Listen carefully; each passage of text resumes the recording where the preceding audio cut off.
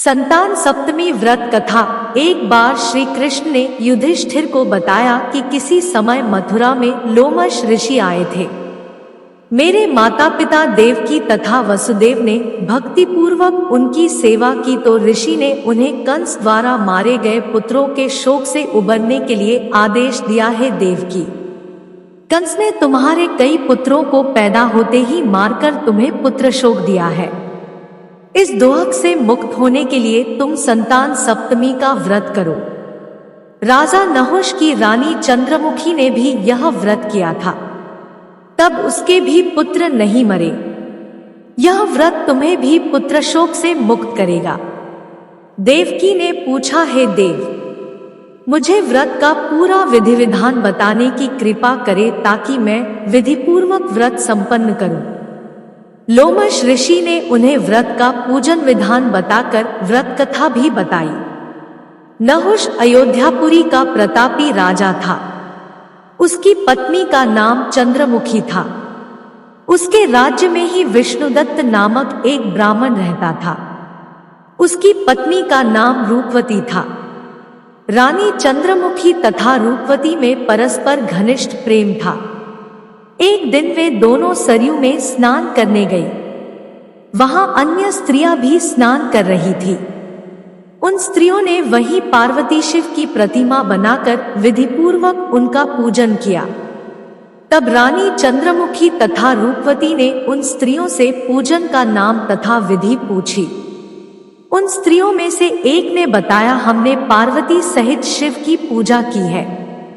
भगवान शिव का डोरा बांधकर हमने संकल्प किया है कि जब तक जीवित रहेंगी तब तक यह व्रत करती रहेंगी। यह मुक्ताभरण व्रत सुख तथा संतान देने वाला है। उस व्रत की बात सुनकर उन दोनों सखियों ने भी जीवन पर्यंत इस व्रत को करने का संकल्प करके शिवजी के नाम का डोरा बांध लिया।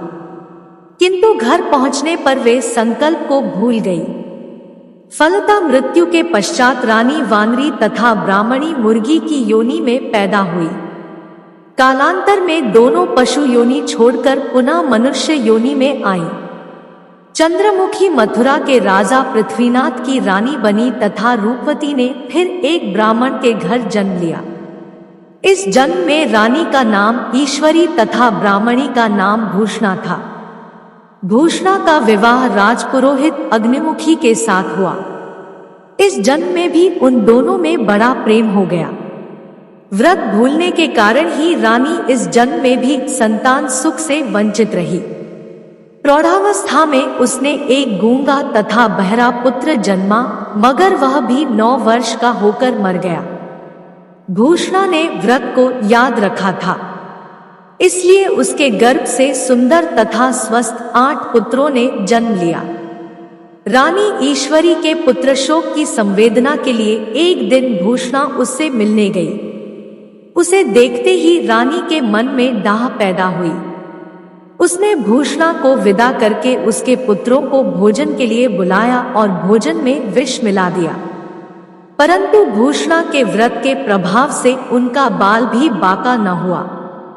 इससे रानी को और भी अधिक क्रोध आया। उसने अपने नौकरों को आज्ञा दी कि भूषणा के पुत्रों को पूजा के बहाने यमुना के किनारे ले जाकर गहरे जल में धकेल दिया जाए। किंतु भगवान शिव और माता पार्वती की कृपा से इस बार भी भूषणा के बालक व्रत के प्रभाव से बच गए। परिणामतः रानी ने जल्लादों को बुलाकर आज्ञा दी कि ब्राह्मण बालकों को वधस्थल पर ले जाकर मार डालो, किंतु जल्लादों द्वारा बेहद प्रयास करने पर भी बालक न मर सके। यह समाचार सुनकर रानी को आश्चर्य हुआ। उसने भूषणा को बुलाकर सारी बात बताई और फिर क्षमायाचना करके उससे पूछा, किस कारण तुम्हारे बच्चे नहीं मर पाए? भूषणा बोली, क्या आपको पूर्वजन्म की बात स्मरण नहीं है? रानी ने आश्चर्य से कहा, नहीं, मुझे तो कुछ याद नहीं है। तब उसने कहा, सुनो, पूर्वजन्म में तुम राजा नहुष की रानी थी और मैं तुम्हारी सखी। हम दोनों ने एक बार भगवान शिव का डोरा बांधकर संकल्प किया था कि जीवन पर्यंत संतान सप्तमी का व्रत किया करेंगी। किंतु दुर्भाग्यवश हम भूल गई और व्रत की अवहेलना होने के कारण विभिन्न योनियों में जन्म लेती हुई अब फिर मनुष्य जन्म को प्राप्त हुई है। अब मुझे उस व्रत की याद हो आई थी, इसलिए मैंने व्रत किया। उसी के प्रभाव से आप मेरे पुत्रों को चाहकर भी न मरवा सकी। यह सब सुनकर रानी ईश्वरी ने भी विधिपूर्वक संतान सुख देने वाला यह मुक्ताभरण व्रत रखा। तब व्रत के प्रभाव से रानी पुनः गर्भवती हुई और एक सुंदर बालक को जन्म दिया।